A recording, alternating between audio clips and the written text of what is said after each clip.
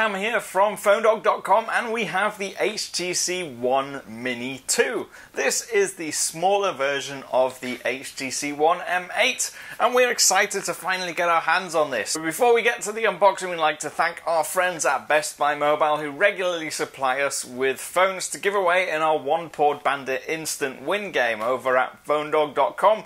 If you've never tried it, go ahead and give it a shot and see if you can win yourself a phone. But let's get to the unboxing. We'll take a quick look inside the box so we can get this lid off. Obviously the phone is sat right on the top, as is normally the case these days. We'll take the top layer of cardboard off and take a look at what comes inside. What we have here is the power adapter.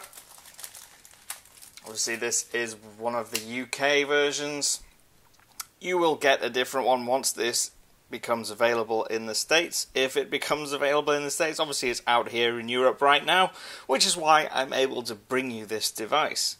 We also have the usual USB to micro USB cable.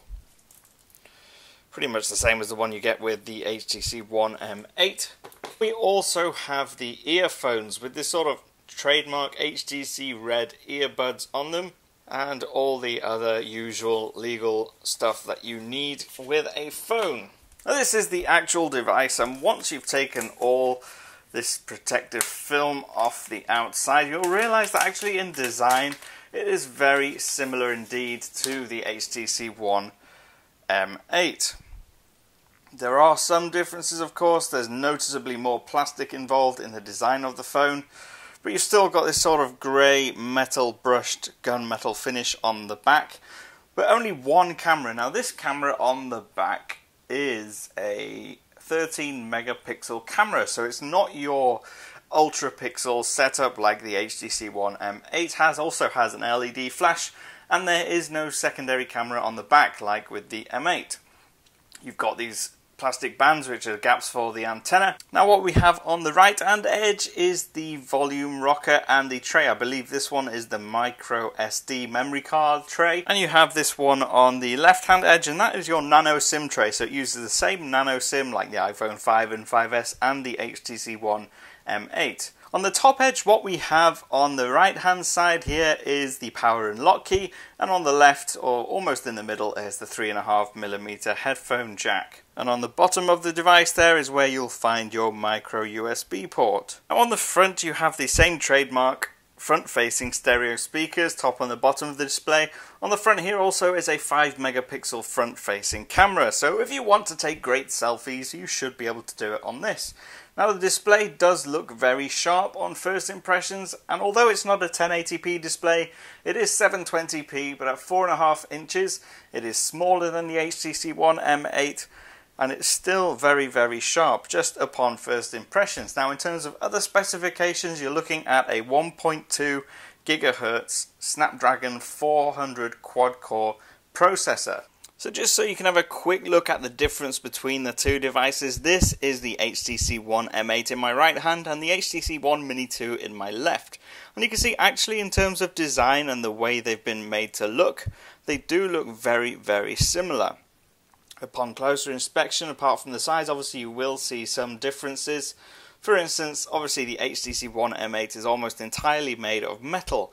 On the HTC One Mini 2 you will see more plastic, like around these edges, just on the corners. You'll see this black plastic sort of goes all the way around and meets the top edge. So we'll end this quick unboxing with a quick look at the phone powered on.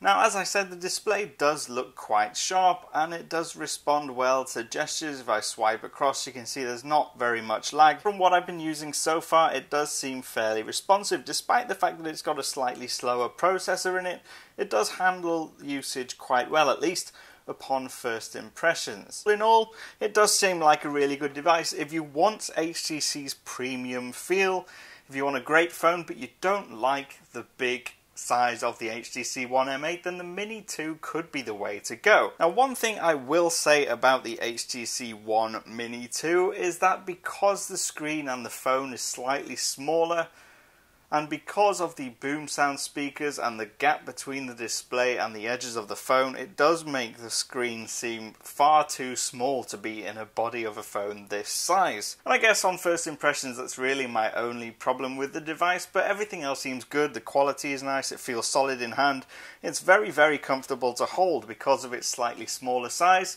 So all in all, it seems great, but we'll have our full review up at another time. This has been the HTC One Mini 2, and I'm at phonedog_cam on Twitter, and you can ask me anything you want about this. I will see you again soon.